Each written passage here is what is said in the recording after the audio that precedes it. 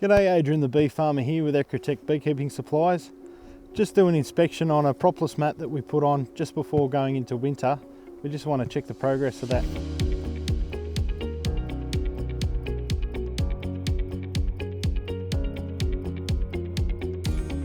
So the whole idea of these mats is that you put them on top of the frames and the bees will come up and not have to like the space in between the grooves. So they will fill that with propolis if it's available, which is a sap that they get from the trees.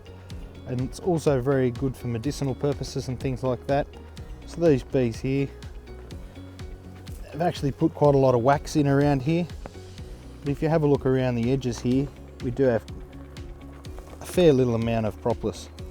And what you would do with this is put it in your freezer, freeze it, and then pull it out, and you would crack that propolis off onto a container, collect that up, and that's how it's sold. Thanks for watching and be sure to subscribe.